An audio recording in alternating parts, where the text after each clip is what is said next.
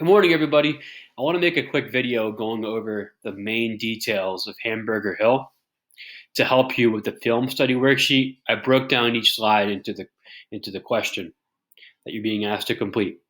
So Hamburger Hill comes out in 1987.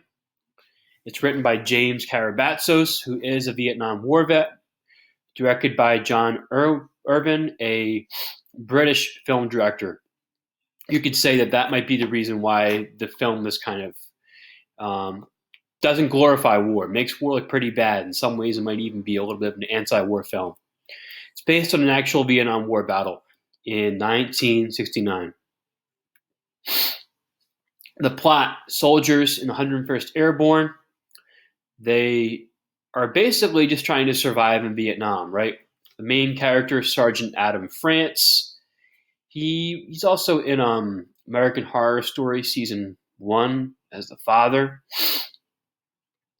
And eventually their task is to take Hamburger Hill. And most of these guys in the movie end up dying.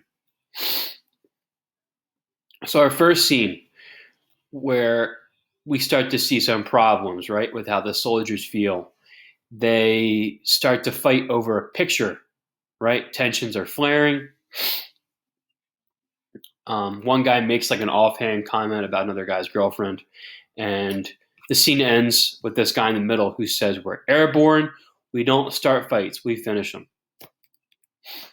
The second scene, I really like this character, Doc. I think he's really interesting. Where one guy talks about how he's going to go down to New York City, wear his jump boots, show them off. And a white soldier says, "Well, you don't want to be wearing that." And Doc says, "This man has been fighting for the fucking United States of white America, and you're going to try to advise him that he can't wear his jump boots?" So Doc kind of lashes out on some of the dumber white characters, I think, to take out his anxiety from basically like every day he's got to deal with soldiers who are going to die. And he feels like he can't prevent it, even though that's his job. Scene 3, after they come down from the hill from some fighting, there's a cameraman and a reporter there, and Sergeant Franz berates the reporter, curses at him, says some pretty horrible stuff, and says, "You haven't earned a right to be here." I think it's the sense that the media is telling lies about the war. They're trying to glorify it, make it look good back home, and he is fed up with it, that people are still supporting this war because of the media. The antagonists, the Vietnamese, I don't like the fact that they rarely have a face. You never see a Vietnamese soldier's face. They're kind of like aliens. But they're depicted as really good fighters. They fight bravely to the death.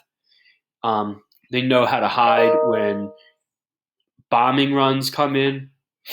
They have good morale. And their strategies are pretty strong. They're a really fierce opponent.